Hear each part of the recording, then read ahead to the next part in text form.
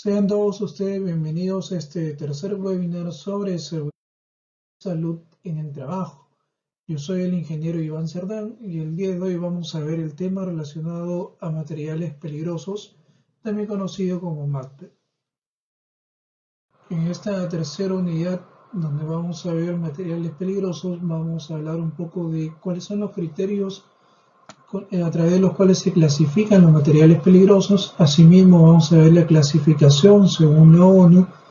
Vamos a revisar lo que son las hojas MSDS también, algunos EPPs que son necesarios utilizar en estos casos, la disposición de los residuos peligrosos también, entre otros temas más. Así que acompáñenme el día de hoy. Como objetivo para esta unidad tenemos conocer las pautas y conocimientos básicos necesarios para reconocer e identificar en primer lugar un material peligroso. Ahora Tony nos pregunta, ya que hemos hablado tanto de este término, ¿qué es un material peligroso? Tony, un material peligroso es toda sustancia o mezcla de sustancias sólidas, líquidas o gaseosas que por sus características, ya sean físicas, químicas o biológicas, pueden ocasionar daño en primer lugar a los seres humanos, también al ambiente, a los bienes durante su producción, almacenamiento o transporte. Ahora, a manera introductoria, pues ustedes sabrán que todos los procesos que se dan dentro de una empresa, por más pequeños que sean, por lo general siempre tienden a utilizar insumos, materias primas, los cuales se transforman, y arrojan un producto terminado. Fuera de ese proceso también están los desechos. Muchos de estos procesos, pues durante su producción, durante el uso de los insumos, o mediante los desechos que estos arrojan, podemos encontrar ahí infinidades de materiales peligrosos. Ahora, ¿cómo yo sé cuáles son estos materiales peligrosos? ¿Cómo identificarlos?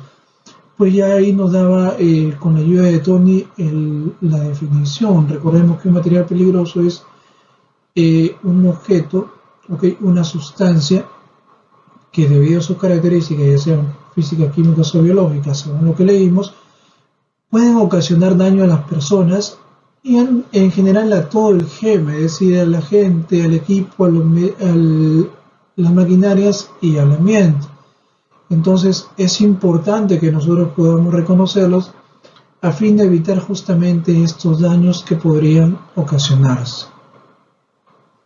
Vamos. Ahora, ya que hemos definido que es un material peligroso, también conocido como sustancias peligrosas, lo que vamos a hacer es definir los criterios que yo debo tomar en cuenta para ver si una sustancia es peligrosa o no, y cuáles son justamente estas características que lo hacen peligroso. El primero de ellos, que vamos a ver, el primer criterio es la toxicidad. Vemos también ahí la señalética o el icono con el cual nosotros podemos identificar justamente este criterio. Y la toxicidad pues es la capacidad de una sustancia de ser letal en bajas concentraciones, o de producir efectos tóxicos acumulativos o mutagénicos. La segunda o el segundo criterio que vamos a tomar en cuenta es la patogenicidad, que es la capacidad de un organismo o un agente patógeno, de producir enfermedades infecciosas en seres humanos y animales susceptibles. El tercer criterio es la radioactividad, que es el fenómeno físico natural mediante el cual algunas sustancias, elementos y compuestos químicos emiten radiaciones electromagnéticas de tipo ionizante. Aquí simplemente tomamos en cuenta la radioactividad o la radiación ionizante, aquella que es capaz de permitir que o de hacer que las células se muten, ocasionando pues lo que es este fenómeno físico natural.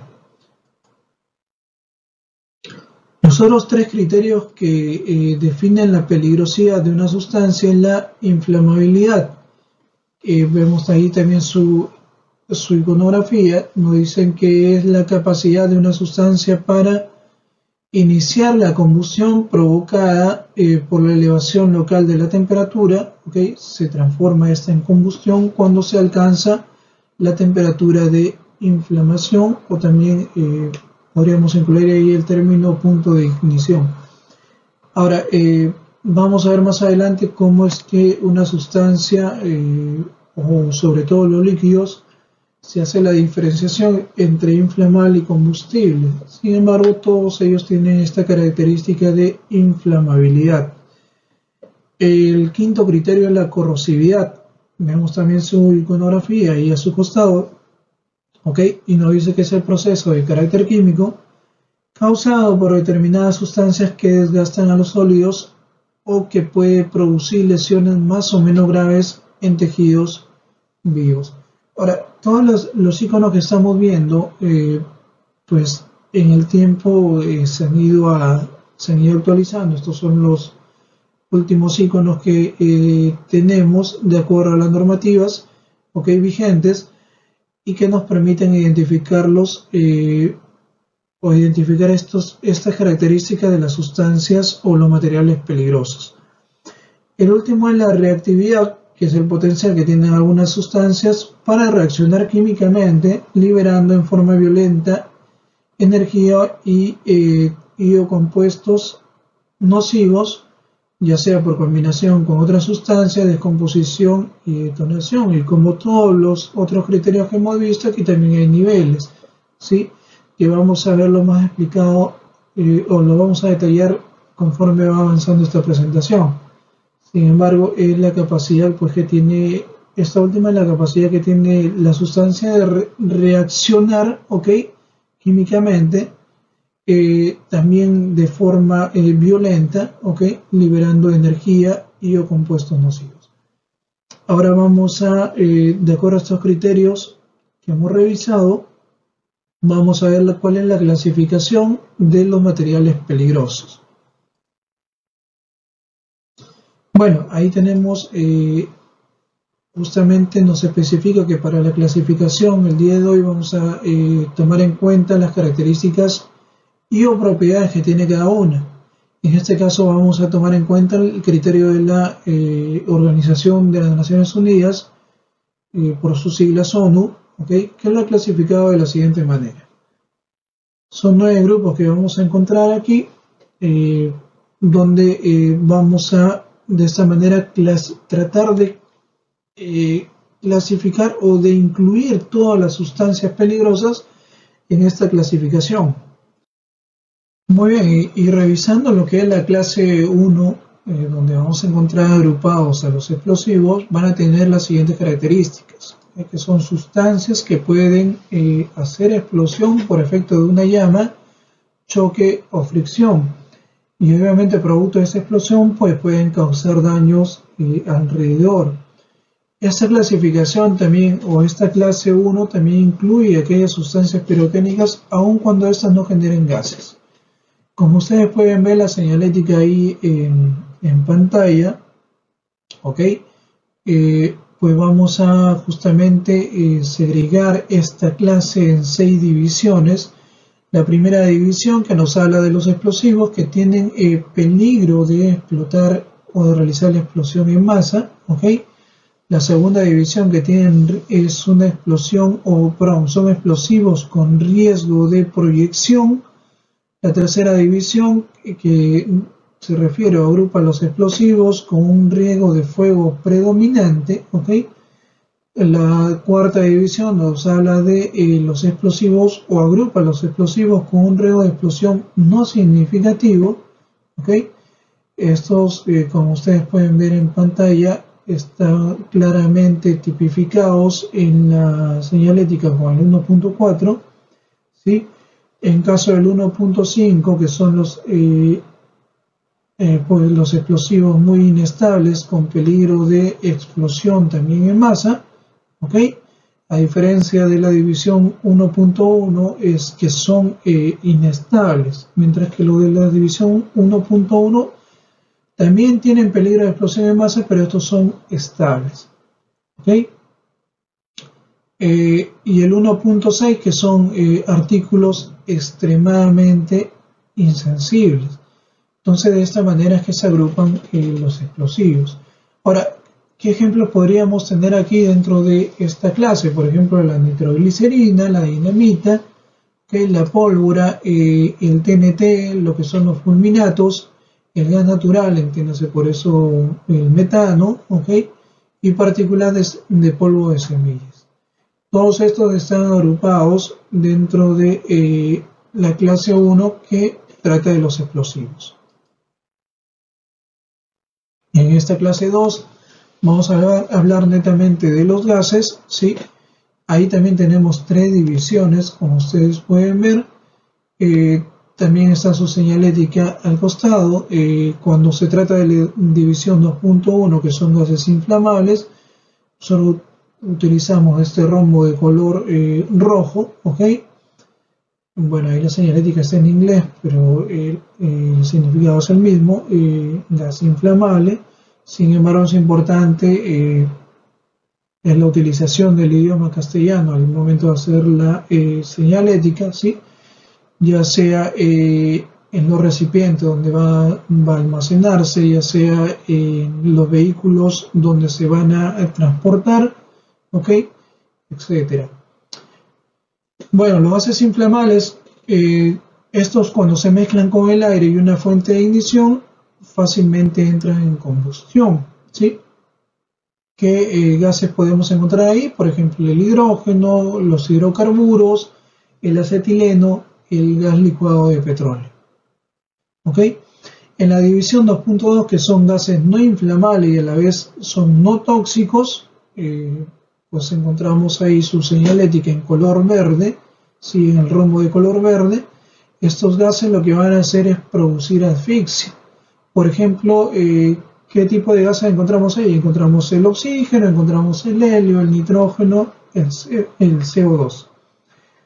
Y la tercera división, que vale la pena aclarar o vale hacer hincapié aquí, que en el caso del oxígeno también existe una señalética que es específica para ese tipo de gases, el rombo de color amarillo, tal como lo vemos en pantalla. Ahora, la tercera división, ya hablamos ahí, hemos hablado de los gases inflamables, hemos hablado de los gases no inflamables y no tóxicos, ahora tocaría hablar de los gases tóxicos, Su señalización, pues, es el rombo en color blanco, ¿sí? Ahí vemos la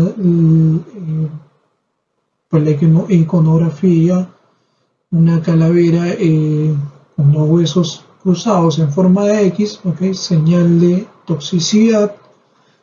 Ahí podemos encontrar gases, por ejemplo, como el bromo, el cloro, los aerosoles, los gases lacrimógenos también, y el amoníaco, entre otros. Entonces, en esa segunda clasificación de materiales peligrosos encontramos justamente este tipo de sustancias que son los gases. En la tercera clase ya encontramos los líquidos inflamables y también podríamos acá incluir a los líquidos combustibles. Ahora, los líquidos inflamables netamente son aquellos capaces de formar una mezcla con el aire, tales que las haga formar parte de una flama espontánea o por la acción de una fuente de ignición, ¿sí? Su señalética está ahí en color rojo, un rombo que dice claramente líquido inflamable.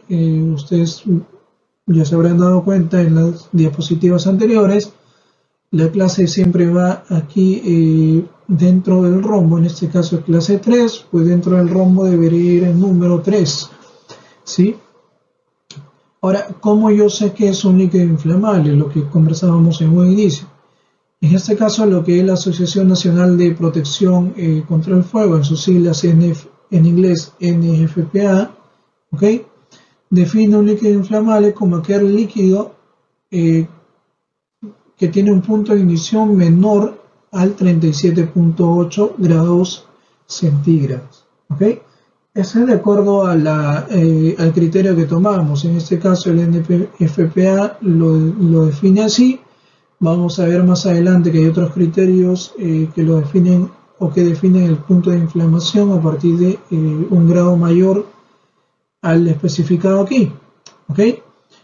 Ahora, según la NFPA, todos los que son menores de 37.8 grados centígrados hacia abajo, que tienen punto de inflamación a partir de 37.8 centímetros hacia abajo, son inflamables, y pues los que tienen de 37.8 grados centígrados como punto de inflamación hacia arriba son combustibles. ¿Okay?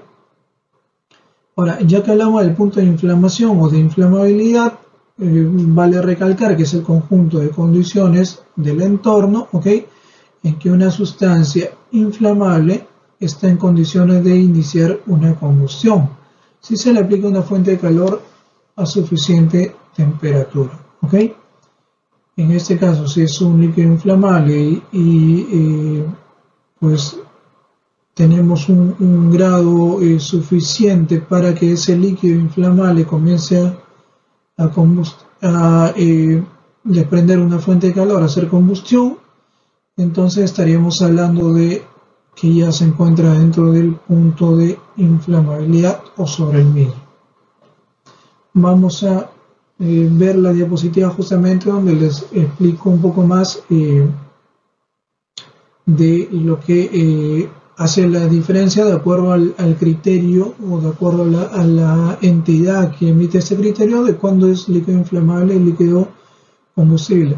Ahora, ya que hablamos de inflamables y combustibles, inflamables son, por ejemplo, según este criterio, el éter, la acetona, el benceno, también encontramos ahí el tiner, la gasolina, el alcohol, entre otros. Ahora, ¿cuáles son los combustibles? Por ejemplo, el crudo de petróleo, el querosene, lo que son los aceites, los lubricantes, entre otros, que tienen su punto de inflamación mayor a 37.8 grados. Justamente ahí está la tabla donde hacemos la comparación de clasificación de líquidos inflamables y combustibles. Bien, ahí habíamos hablado de la NFPA. Bueno, acá los criterios empiezan a partir de menos 7 grados centígrados. En este primer caso, hablamos de líquidos inflamables menor a esta temperatura, ¿ok? El segundo grupo estará entre menos 7 grados centígrados y 38 grados centígrados, específicamente 37.8 para la NFPA, ¿ok? El tercer grupo estará entre 37.8 o 38 grados, redondeando hasta 60 grados. El cuarto grupo estará entre 60 grados a 66 grados centígrados. Y por el quinto grupo estará entre 66 grados centígrados y 93 grados centígrados. Por ejemplo, la OCHA nos dice que a partir de 38 grados centígrados hacia abajo, ¿okay?, son inflamables, y de 38 grados centígrados hacia arriba son combustibles. Estamos hablando del punto de inflamabilidad. ¿Okay? En el caso de ANSI, ahí sí utiliza el término extremadamente inflamable cuando es menor a 7 grados centígrados el punto de inflamabilidad. Entre 7 grados centígrados y 38 grados centígrados se le denomina inflamable. También se le denomina inflamable cuando llega hasta 60.5 grados centígrados. Miren, hay una clasificación que denomina inflamable a todas las sustancias cuyo punto de inflamabilidad es de 60.5 grados centígrados hacia abajo, ¿ok? Y de 60.5 grados centígrados hacia arriba le llama combustible. ¿Ok? La RCRA, EPA, básicamente nos dice que es inflamable una sustancia, en este caso líquido. Los líquidos son inflamables si su punto de inflamabilidad es menor a 38, menor a 60 grados centígrados. Y bueno, ahí podemos analizar ya la tabla con mayor detenimiento. Vamos avanzando un poco por la premura del tiempo y poder cumplir con el periodo establecido. Muy bien, en esta cuarta clase vamos a encontrar los sólidos inflamables, ¿sí? Que son sólidos que pueden inflamarse fácilmente en contacto con el aire, con el agua, o fricción o el calor retenido, y son difíciles de distinguir. Vamos a ver tres divisiones. Aquí, por ejemplo, cuáles podríamos nombrar rápidamente. Por ejemplo, la harina de pescado, lo que es el fósforo, lo que es el algodón, sodio metálico, etc. Ahora, en la primera división que vamos a ver ahí, que nos habla de netamente los sólidos inflamables, esta es su señalética, ¿sí? Un rombo con franjas verticales en rojo y blanco, ¿sí? Con una línea, y sobre esa línea pues esta llama de fuego es un símbolo inequívoco y bastante conocido de un metal en combustión, ¿ok? O un sólido en combustión en todo caso, y pues encontramos ahí dentro de esta clasificación los sólidos inflamables, la división 4.1. Ahora, ¿qué características tiene? Es una sustancia de reacción espontánea o en todo caso son explosivos, ¿ok? Estos sólidos tienen la característica de que bajo condiciones de transportes entran fácilmente en combustión o pueden contribuir al fuego por fricción. ¿Qué ejemplo podemos encontrar ahí? Bueno, ahí nos menciona el azufre, el fósforo rojo, también podemos encontrar el picato amónico húmedo, lo que es la brea, lo que es el cemento asfáltico, etc. La división 4.2, que nos habla de sustancias espontáneamente inflamables, la vemos aquí en la parte superior, ¿ok? Este rombo dividido en dos triángulos, el triángulo superior en blanco y el triángulo inferior en color rojo, y ahí nos dice pues espontáneamente combustible, o valga la aclaración, debería decir espontáneamente inflamable. ¿Okay? Nos dice que la característica de este tipo de sólidos es que se calientan espontáneamente al contacto con el aire. Y la característica principal es que, si bien es cierto, se calientan al contacto con el aire, no es necesario el aporte de energía. ¿Okay? ¿Qué ejemplo podemos encontrar aquí? El fósforo blanco, el carbón activado, entre otros. En la división 4.3, que está en rombo de color azul, ¿okay? Ahí agrupamos las sustancias que en contacto con el agua despiden gases inflamables, ¿no? Y ahí nos especifica la señalética: peligrosos cuando están mojados, ¿sí? Entonces, estos son básicamente metales alcalinos como el sodio, el potasio, carburo de calcio, que desprende básicamente el que desprende básicamente el acetileno, ¿sí? Entonces, de esta manera pues se clasifica o forman parte de esta clase 4 los sólidos inflamables en sus tres divisiones. Muy bien, en la clase 5 encontramos lo que son los oxidantes y los peróxidos orgánicos, ¿sí? En esta clase, pues, ¿cuál es su característica? Que estas sustancias son susceptibles de liberar fácilmente el oxígeno. Y ustedes ya, los que han llevado conmigo lo que es trabajo en caliente, lo que es lucha contra incendios, hemos visto ahí el tetraedro de fuego. Uno de los elementos que conforman justamente este tetraedro es el oxígeno, el comburente, ¿sí? Entonces, si son elementos que son susceptibles de liberar fácilmente el oxígeno, que obviamente van a estimular la combustión de otras sustancias, y de esta manera se va a intensificar la violencia del incendio. Ahora, en la división 5.1, ahí vemos los oxidantes, vemos también en pantalla su señalética, que el rombo de color amarillo, ahí claramente dice oxidante. y está pues en la parte inferior al 5.1, que es la división a la cual pertenece. ¿Ok? Estas son sustancias que sin ser combustibles pueden desprender oxígeno, ¿sí? Y como desprenden oxígeno, provoca la combustión de otros materiales cuando entran en contacto con ellos. Ahora, estos oxidantes pueden ser sólidos o pueden ser líquidos. ¿Qué elementos podemos encontrar aquí? Por ejemplo, el agua oxigenada, el nitrato de potasio, lo que es el fertilizante de nitrato de amonio, entre otros, ¿sí? La división 5.2 encontramos lo que son los peróxidos orgánicos. Nos dice que son sustancias o son susceptibles de experimentar descomposición explosiva, ¿ok? ¿Por qué? Porque arden rápidamente, porque son sensibles al impacto del rozamiento, ¿ok?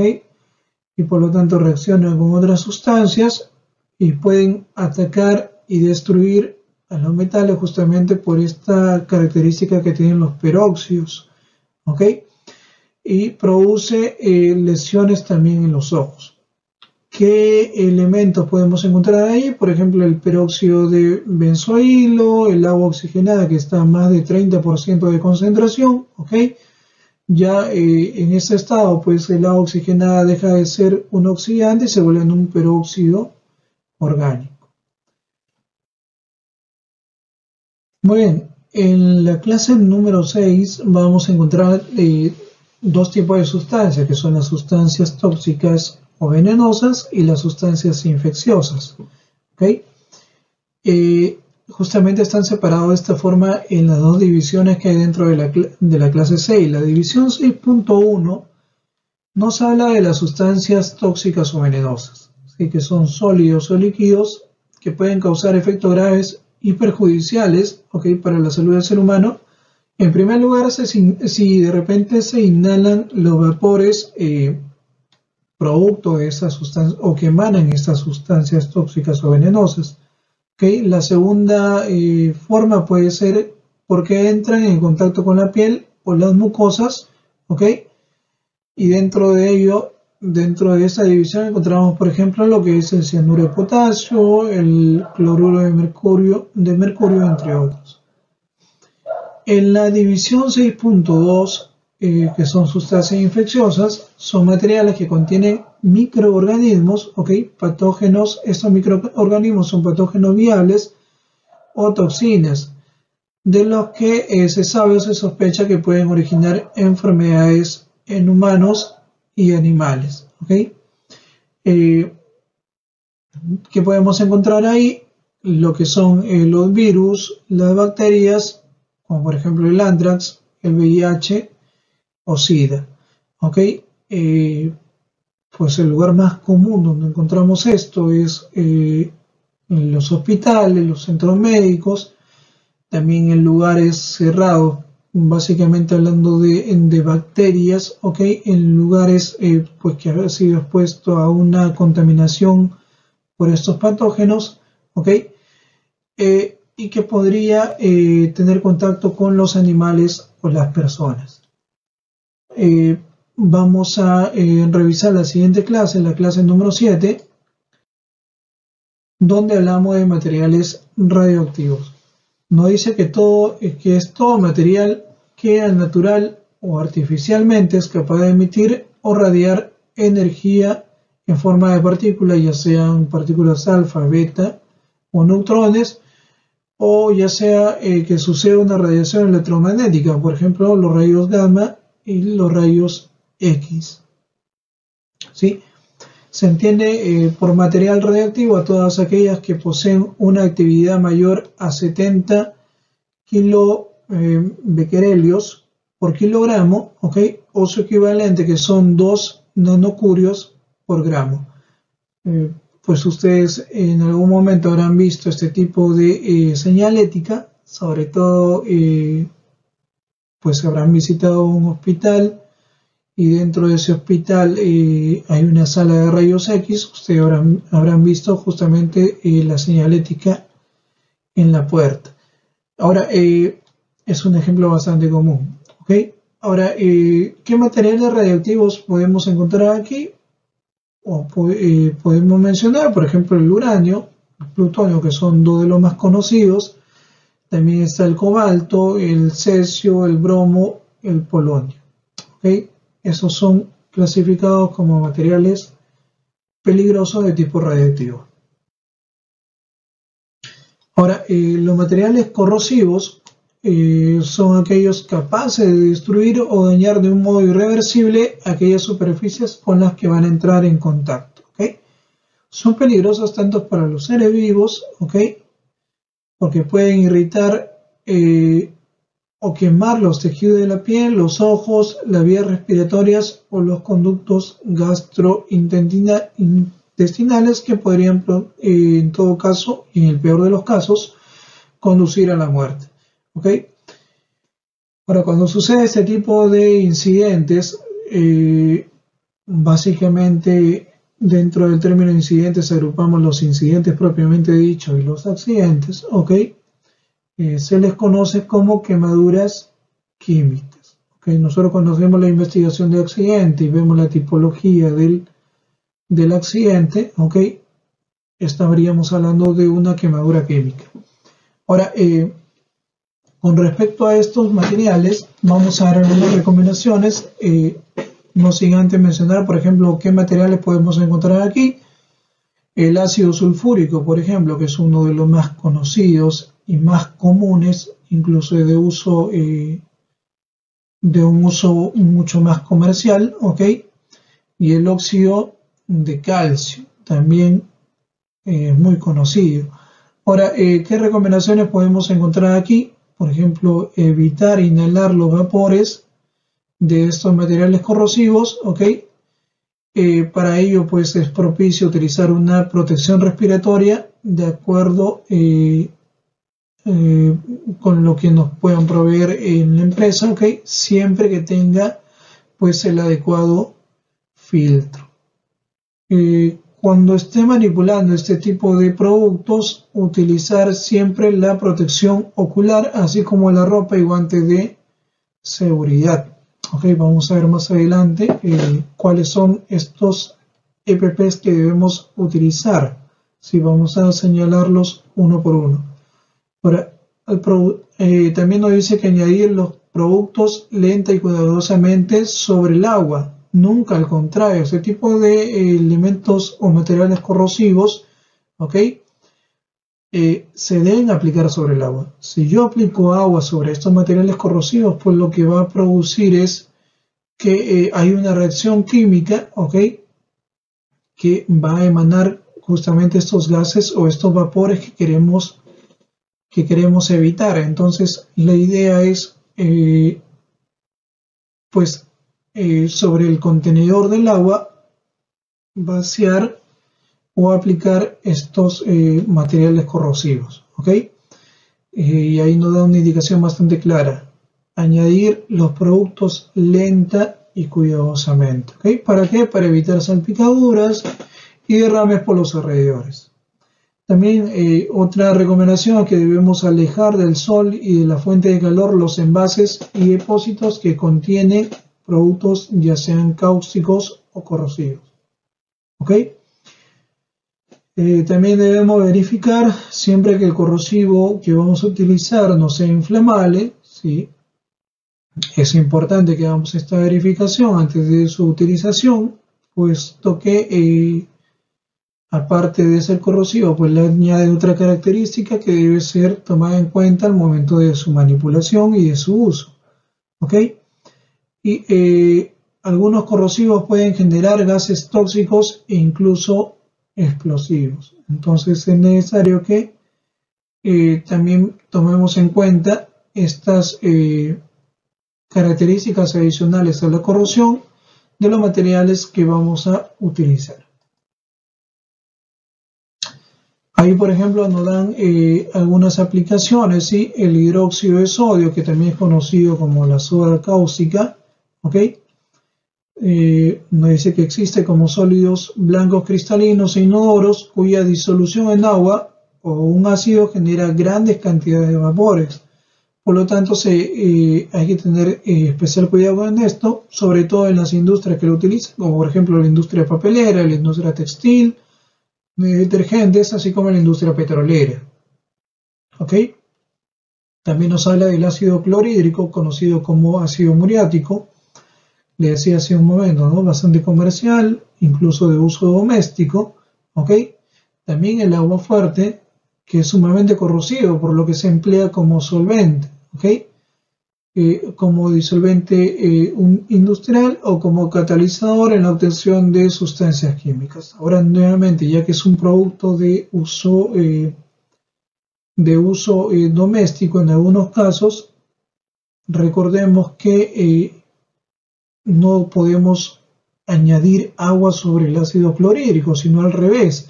Siempre el ácido clorhídrico sobre el agua añadido de forma lenta y cuidadosa. Otro ejemplo más es el fenol ácido carbólico, el C6H6O. Okay, este es un compuesto que en su forma pura es un sólido cristalino blanco incoloro, es muy demandado en la industria de las resinas, ¿okay? Y sirve, por ejemplo, para la fabricación de nylon y también en los componentes fungicidas, antisépticos y desinfectantes. Ahora, ¿cuál es la característica adicional a la corrosión de este elemento? Es que también es inflamable, fácilmente inflamable. ¿Okay? El hipoclorito de sodio, también conocido como lejía, ¿okay? También otro elemento bastante comercial, incluso de uso doméstico. ¿Okay? Cuando está disuelto en agua, este compuesto es fuertemente oxidante y de mucha reactividad con el cloro, ¿sí? Formando así gases letalmente tóxicos. ¿Okay? Ampliamente usado como blanqueador, potabilizador de agua y desinfectante, pues en ciertas concentraciones tiene la capacidad de disolver la materia orgánica a contacto. ¿Okay? En este tiempo de pandemia, pues su uso se ha vuelto mucho más, o se volvió en cierto tiempo mucho más común, ¿ok? Más repetitivo. Entonces, por lo tanto, todavía en estos momentos seguimos en pandemia, se sigue utilizando para desinfectar el hipoclorito de sodio, ¿ok? Es importante que nosotros sepamos que cuando entra en contacto con el agua, pues tiene esta reacción, ¿sí? Emite gases letalmente tóxicos. Entonces, la indicación sería usarlo en bajas concentraciones y siempre con el uso de la mascarilla, ya que estamos habituados a usarla, siempre es necesario el uso de la mascarilla para evitar lo que es la inhalación de estos gases, en todo caso minimizar la concentración de la inhalación de los gases con los que vamos a tener contacto. Ahora, en la clase 9, la última clase que vamos a revisar el día de hoy, están los materiales peligrosos misceláneos, y es que se le llama misceláneos porque son todos los materiales peligrosos que no están incluidos en ninguna de las otras 8 clases que hemos visto anteriormente. ¿Okay? Pueden ser transportados en condiciones que deben ser estudiadas de forma particular. Dado que no está en ninguna de las otras 8 clases, tenemos que examinar individualmente a cada material peligroso que está dentro de esta clasificación. Dentro de este grupo se han incluido las sustancias que ocasionan de manera especial contaminación ambiental, ya sea por bioacumulación o por toxicidad a la vida acuática o terrestre, es decir, que actúan de contaminante ambiental. Aquí los misceláneos también por ejemplo, aquí podemos encontrar lo que es el asbesto, ¿ok? Lo que es la fibra de vidrio, el sílice. Ustedes saben que el sílice es la base para la formación del vidrio, ¿ok? También para la formación o en todo caso la producción del cemento. Entonces es importante que tengamos especial cuidado con este elemento, sobre todo sabiendo pues que estamos rodeados básicamente de sílice. Si ustedes ven en su casa, pues las paredes son de cemento, o están tarrajeadas con cemento, en todo caso las uniones utilizan cemento, ¿okay? También debemos tener por lo menos una ventana, me imagino, en el ambiente donde estamos. Entonces, Le mencionaba que la base para formar el vidrio es justamente el sílice, entonces de alguna manera u otra estamos rodeados de sílice. Por eso que es importante que nosotros podamos, en primer lugar, ver o averiguar las características de ese sílice, que por cierto, al ser inhalado, pues produce la silicosis y esto sube la neumocomiosis. La silicosis, pues, ustedes saben que la espiral del sílice, estos tienen forma de bastones, de pequeños bastones, que por su bajísimo tamaño de diámetro, estamos hablando de nanómetros, son inhalados, incluso pueden aspirarse y llegar hasta la parte de los alveolos pulmonares, y dado que tienen esta forma de bastones, pues se enganchan ahí y pues no hay poder en el mundo que saque esos bastones de sílice de los alveolos pulmonares, de los pulmones, y justamente se forman estas complicaciones por silicosis. Entonces es importante que nosotros examinemos cada vez que vamos a ir, sobre todo, por ejemplo, si también trabajamos con fibra de vidrio, ¿sí? Le hacemos ese mantenimiento, la primera pasada, de repente se chocó el vehículo y llega a nuestros talleres, ¿ok? Vamos a darle esa primera pasada y no una mascarilla simple de repente. Entonces hay que utilizar los implementos, los EPPs adecuados para este tipo de tareas, ¿ok? A fin de no exponernos al sílice y por lo tanto a esta enfermedad ocupacional llamada silicosis. Ahora, dentro de esta clase encontramos tres divisiones. Los misceláneos de mercancía peligrosa, ¿ok? La división 9.2 que habla de sustancias peligrosas al medio ambiente, y la división 9.3 que habla de los desechos peligrosos, que justamente es lo que hablábamos que va a producir esta contaminación ambiental.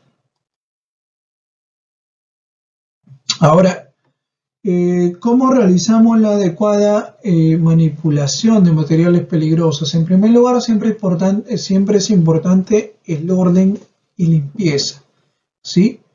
Para toda tarea específicamente y esencialmente para este tipo de trabajo donde vamos a manipular materiales peligrosos, es importante el orden y limpieza. Otra recomendación más: siempre antes de manipular un material peligroso hay que leer cuidadosamente la hoja MSDS, ¿sí? Vamos a ver más adelante sus características, pero ya de por sí le voy diciendo que esta hoja siempre tiene que estar a la mano, ¿ok?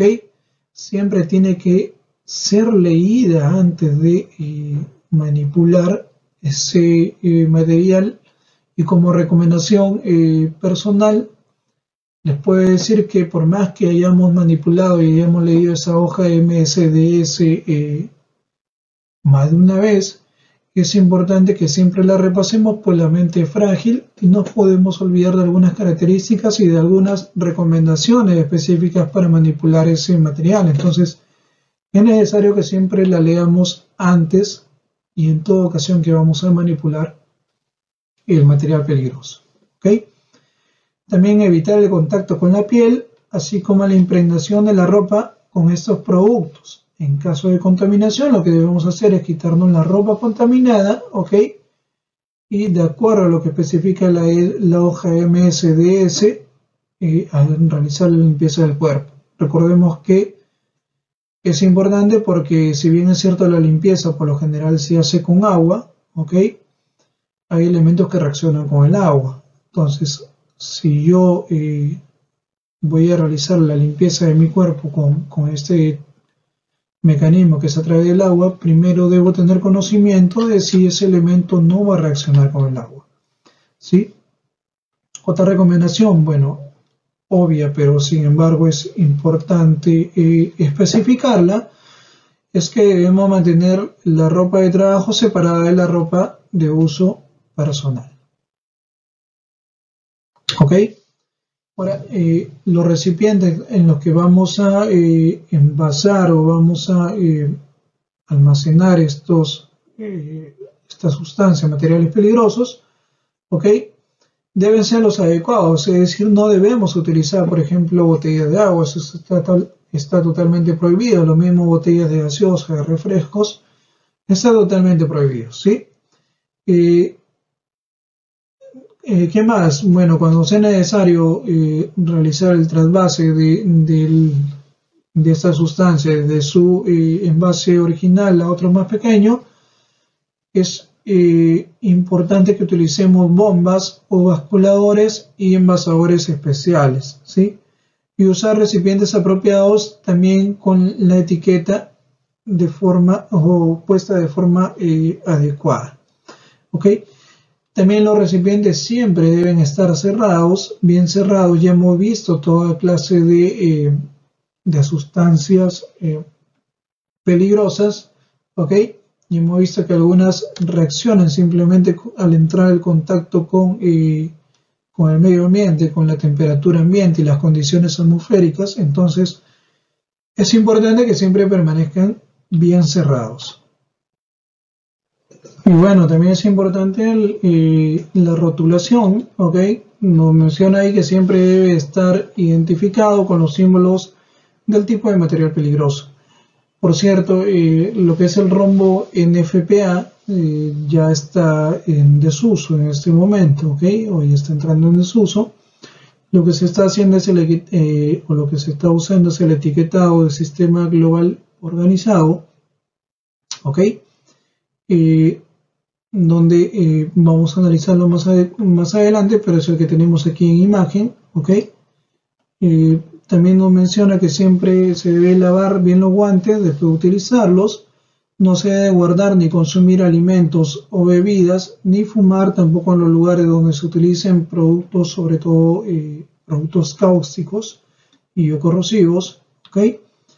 Y el menor contacto con un backfill puede ser manejado como un accidente serio, ¿sí? Y por lo tanto se debe tomar todas las medidas del caso. Por último, debemos, si hay derrames, pues se debe aislar el área tal como se está viendo en la imagen con esas salchichas, ¿ok? Y solo se debe permitir el ingreso de personal entrenado para neutralizar las emergencias. Básicamente estamos hablando de las brigadas. Ahora, los residuos se deben manejar como residuos peligrosos, ¿ok? Poniendo especial cuidado en utilizar los contenedores en buen estado, rotulados y bien sellados. Siempre que se trabaje con materiales peligrosos, pues es importante dejar o es necesario dejar siempre el área que hemos utilizado limpia, ¿ok? Para una próxima utilización. Y todos los procedimientos seguros para lo que es trabajo con Mappel se deben tener, pues según lo que especifica la norma, publicados, deben ser de conocimiento de las personas que van a ser parte de este trabajo, ¿ok? Esto de acuerdo a la inducción o dentro de la inducción que se le debe brindar a todos los trabajadores. Muy bien, ahora vamos a ver un poco de la protección, de los equipos de protección personal que se utilizan cuando vamos a tener contacto con esas sustancias, ¿sí? En primer lugar vemos la ropa contra incendios o contra emergencias estructurales, básicamente para utilizar elementos o para manipular elementos que tienen este riesgo de inflamabilidad, ¿ok? También la ropa contra altas temperaturas, que es un traje ignífugo que protege el cuerpo por completo, sí, es un traje hermético. También vemos la ropa contra químicos, ahí vemos todo tipo de trajes, herméticos, algunos con respiración, con la mascarilla colocado de forma interna, otros de forma externa. Muy bien, y con respecto a la ropa que se debe utilizar para protección química o de protección química, podemos ver ahí los niveles de protección química, son 4, ¿sí? Podemos ver los trajes herméticos, herméticos obviamente gases, con equipo de respiración bajo el traje, que es el nivel A, como podemos ver ahí, también puede utilizarse el equipo de respiración fuera del traje, ¿sí? Otros casos también se puede utilizar el traje hermético con presión positiva interna, ¿ok?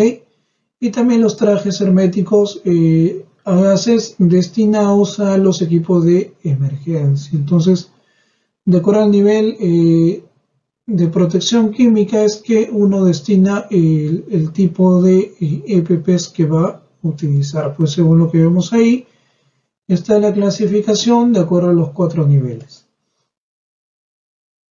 Ahora, las vías de ingreso de los contaminantes químicos pueden ser 4, a través de la vía respiratoria, es decir, cuando se inhala, ya sea por la nariz o por la boca, y va directamente a los pulmones, ¿ok? Los vapores básicamente que emanan esas sustancias contaminantes o esas sustancias en todo caso peligrosas. ¿Ok? La vía dérmica es cuando se tiene contacto con esa sustancia peligrosa a través de la piel. La vía digestiva cuando hay ingestión sobre todo de estos elementos cáusticos, ¿sí? Y van directamente a la vía digestiva, ¿ok? A través de la boca, el estómago y los intestinos, ¿ok? Y la vía parenteral, que básicamente a través de heridas, llagas, y a través de ellos se tiene contacto con las sustancias, o hay, en todo caso, ingreso de los contaminantes químicos. Ahora, con respecto al almacenamiento, es importante esto. Las diapositivas van a estar ahí. Ustedes cuando quieren pausan el video, también va a estar grabado. Dicho sea de paso para que lo puedan observar más adelante con mayor detenimiento. Con respecto al almacenamiento y transporte, miren, ahí vemos que han colocado líquidos inflamables, sólidos comburentes, corrosivos líquidos, tóxico agudos líquidos, tóxicos crónicos también líquidos, de peligro ambiental, ya sean, también hay nocivos irritantes y nocivos ya sean sólidos o líquidos, ¿ok? Y ahí nos van a especificar, nos van a hacer este cuadro de doble entrada, donde vamos a, si el círculo de color verde se encuentra entre ellos, eso significa que se puede almacenar se pueden almacenar juntos ambos elementos, ¿ok? Siempre es necesario revisar para estos casos la hoja MSDS. Si el círculo de color amarillo dice que se pueden almacenar juntos, es decir, en el mismo ambiente, pero adoptando ciertas medidas preventivas, como por ejemplo, almacenarlos en estantes separados, ¿ok? Y si el círculo de color rojo, eso quiere decir que no se deben almacenar juntos, por lo menos no en la misma área. ¿Ok? Vamos a tomar un ejemplo. Por ejemplo, los líquidos inflamables con los sólidos comburentes. ¿Ok? Ustedes saben que un inflamable y un comburente se unen y hay una pequeña chispa y lo que va a producir es un fuego, pues, que va a crecer rápidamente. Entonces, por lo tanto, no puedo yo almacenarlos en la misma área, ¿sí? Entonces los líquidos inflamables con los sólidos comburentes de ninguna manera se pueden almacenar en la misma área. Ahora, sí, les comentaba hace un momento lo que es la rotulación e identificación de materiales peligrosos. Miren, aquí lo que estamos utilizando o lo que estamos viendo son los pictogramas de todas las clases que hemos visto hace un momento, ¿sí? Que hemos visto al inicio de esta presentación, ¿sí? Ahora, ¿cuál es el objetivo de esta rotulación?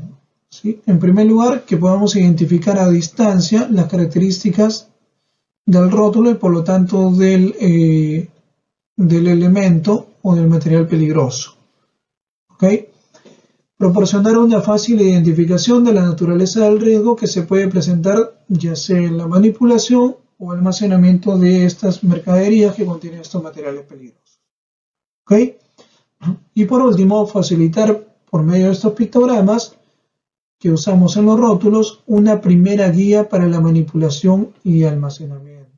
Esto siempre tiene que ser complementado con la lectura de las hojas MSDS. ¿Ok?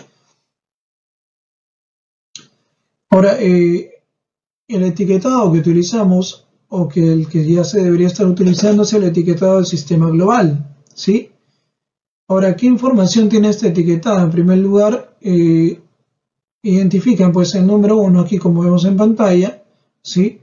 El fabricante o el proveedor o el distribuidor en todo caso, en la dirección y el número de teléfono para poder contactarnos en caso de que sea necesario con ellos. ¿Qué más? La caracterización del producto químico. ¿Ok? Aquí estamos hablando del monóxido de carbono, ¿sí? Obviamente en el etiquetado tiene que ir el nombre del elemento, de la sustancia, perdón, que sustancia peligrosa que está conteniendo, ¿sí? En este caso nos dice que sus características es que es un gas extremadamente inflamable, es tóxico si se inhala, ¿okay?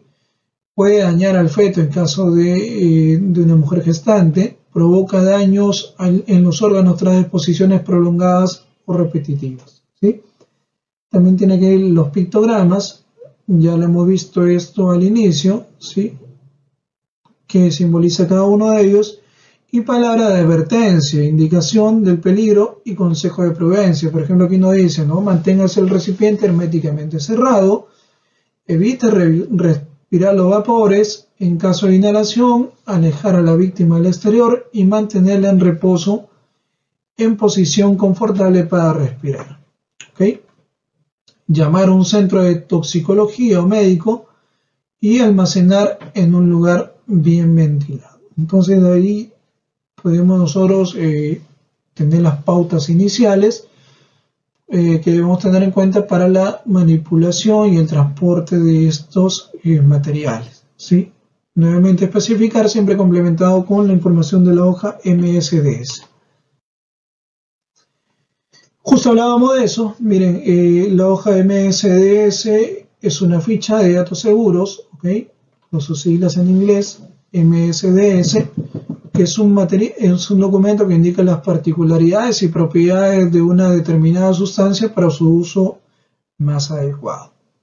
El principal objetivo de esta hoja es proteger la integridad física del operador durante la manipulación de la sustancia, ¿sí? Esta hoja o ficha contiene las instrucciones detalladas para su manejo y persigue reducir los riesgos laborales y medioambientales. Está pensada para identificar los procedimientos ordenadamente para trabajar con las sustancias de una manera segura. Es decir, yo voy a hacer mi procedimiento, ¿sí? De trabajo para manipular un material X. Esto lo debo hacer siempre, o lo debo hacer siempre sobre la base de lo que indica mi hoja MSDS. Ahora, hay 16 secciones que toda hoja MSDS debe contener. Aquí lo hemos separado por 4 preguntas, ¿sí? En 4 bloques. El primer bloque nos habla de qué material es y qué necesito saber inmediatamente en caso de emergencia. Eso lo vamos a encontrar en las primeras 3 sesiones de nuestra hoja MSDS. El segundo bloque nos va a responder a qué debo hacer si se presenta una situación peligrosa, ¿sí? Eso lo vamos a encontrar, esa información la vamos a encontrar en la sección 4, 5 y 6. El tercer bloque nos responde a la pregunta ¿cómo puedo evitar que se presenten situaciones peligrosas? ¿Ok? Esa respuesta la vamos a encontrar, o esa información la vamos a encontrar en las sesiones 7, 8, 9 y 10. Y la cuarta o el cuarto bloque va a responder a la pregunta ¿existe otra información útil acerca de este material? ¿Ok? Esa información que responde a esa pregunta la vamos a encontrar en las sesiones desde la 11 hasta la 16. ¿Sí? De esa manera vamos a, esto por favor, si pueden tomarle pantallazo o pueden tomarle foto, para que más o menos se puedan guiar de cómo está formada la hoja MSDS y puedan ir rápidamente, según lo que ustedes necesitan, ¿ok?, a las sesiones pertinentes. Ahora, bueno, hemos hablado en un inicio que todo proceso, si bien es cierto, utiliza materiales, materias primas, insumos que forman parte o que de alguna manera están conformados o en los cuales se utilizan materiales peligrosos, también los residuos producto de estas actividades, algunos de ellos pueden considerarse peligrosos. Entonces, ¿dónde vamos a encontrar la legislación pertinente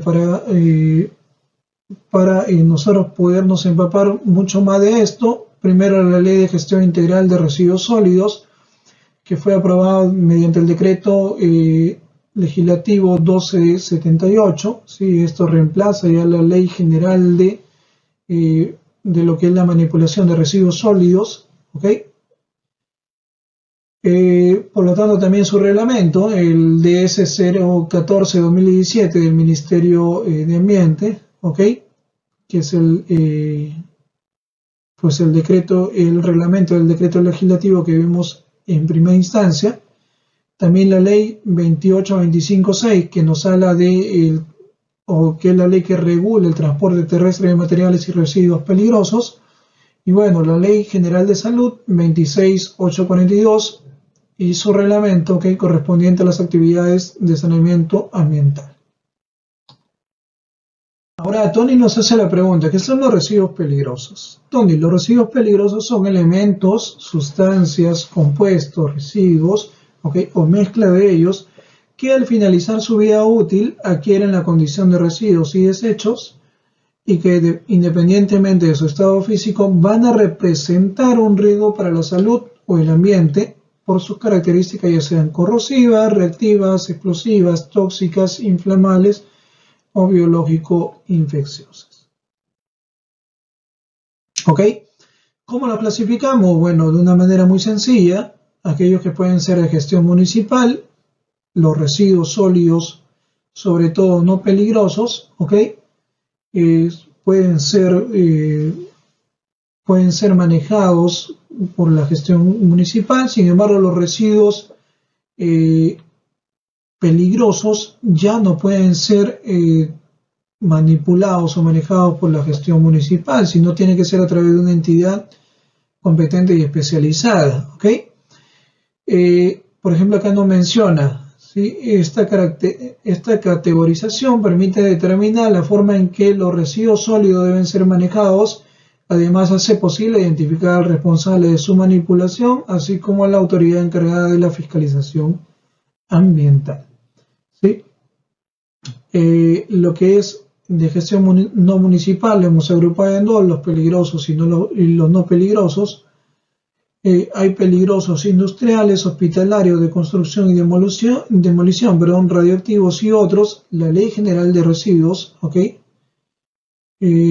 nos dice de residuos sólidos no es de aplicación para los residuos radioactivos, los cuales se rigen por su propia regulación. Es importante mencionarlo, ¿ok? Y en caso de los no peligrosos industriales, estamos hablando de residuos industriales, residuos de aparatos eléctricos y residuos de construcción y demolición. Estos no son de gestión municipal. El resto de residuos sólidos no peligrosos sí son de gestión municipal. ¿Ok? Ya esto lo hemos visto en algún momento todos. El código de colores para los residuos. Estamos hablando de reaprovechables y no reaprovechables como clasificación. En caso de metal, el vidrio, el cartón y papel, el plástico, los orgánicos también y los peligrosos son reaprovechables. En caso de los generales y peligrosos son no reaprovechables, ¿ok? Los metales en color amarillo, recipiente de color amarillo, tacho de color amarillo, los de vidrio en verde, los de papel y cartón en azul, los de plástico en blanco, los orgánicos en marrón, ¿ok? Y los peligrosos siempre en color rojo. Lo mismo si son no reaprovechables, ¿sí? Los generales en color negro y los peligrosos en color rojo. Esto lo podemos ver en cualquier institución. Hoy en día ya deberíamos implementar también esta clasificación de peligrosos, puesto que hoy día el uso de mascarillas, el uso de guantes es ya prácticamente de uso común. Entonces es importante que también instalemos tachos para residuos peligrosos. ¿Ok? ¿Qué residuos peligrosos hay? Por ejemplo, las pilas, las baterías, el suelo contaminado, filtros de aceite, lo que son los aerosoles, la soldadura, las pinturas, los residuos hospitalarios, los residuos químicos lixiviados, entre otros. Ahora, ¿cómo los gestionamos? Una buena gestión siempre empieza por llevar a cabo el acopio, ¿sí? El almacenamiento y el etiquetado correcto dentro de las propias instalaciones donde se genera. ¿Okay? En caso de residuos peligrosos o empresas que generen residuos peligrosos, es obligatorio lo siguiente. En primer lugar, no mezclar los residuos peligrosos con los no peligrosos. ¿Okay? También envasar estos y etiquetar estos recipientes que contengan los residuos peligrosos. Llevar también un registro de los residuos peligrosos producidos y suministrar a las empresas autorizadas. Básicamente estamos hablando de los EPS, ¿ok? Para llevar los EPS de residuos, en este caso sólidos, ¿sí? Para llevar a cabo la gestión de residuos, la información necesaria para su adecuado tratamiento y la eliminación. ¿Okay? Con respecto a la rotulación, hemos visto hace un momento que nos decía que todos los envases de los residuos peligrosos tienen que ser rotulados, ¿sí? Por lo tanto, en esa rotulación tiene que ir el lugar de procedencia, los tipos de residuos, ¿ok? Tiene que ser específico. Si son plásticos, latas, paños contaminados, cartón, etc. Y también el peso del bulto. Ahora, ¿cómo hacer el manejo adecuado de residuos? En primer lugar, decimos que toda buena gestión comienza con el acopio, después la segregación o clasificación, después el embalaje adecuado, después vamos a pesarlo y etiquetarlo, y por último vamos a almacenarlo o vamos a conducirlo a un almacén de residuos para su disposición final.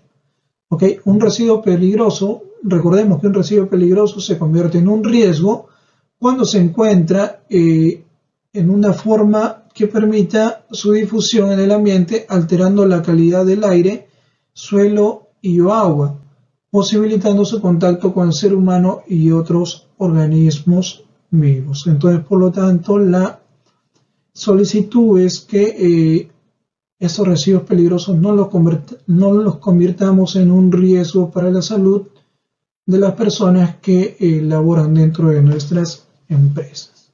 ¿Ok? De esta forma, pues, hemos llegado al final. Espero que la información brindada sea de utilidad para ustedes. Es una información básica, pero que sin embargo de mucha utilidad, ¿sí? Al momento de trabajar con residuos sólidos, pero que sobre todo nos despierte el interés a nosotros de que dentro de nuestros talleres, dentro de nuestras empresas donde practicamos, donde elaboramos, veamos si los residuos, si los materiales con los que vamos a trabajar y vamos a tener contactos pueden ser considerados o no peligrosos, y si lo son, empaparnos de información acerca de ellos para justamente realizar una manipulación adecuada de los mismos, sin exponer nuestra salud y la de nuestros compañeros, así como el medio ambiente, las maquinarias, los equipos y los procesos, a que esto se convierta en un riesgo. Entonces, espero que haya sido de utilidad. Con ustedes me despido hasta una próxima oportunidad y muchas gracias por su atención. Hasta una próxima oportunidad.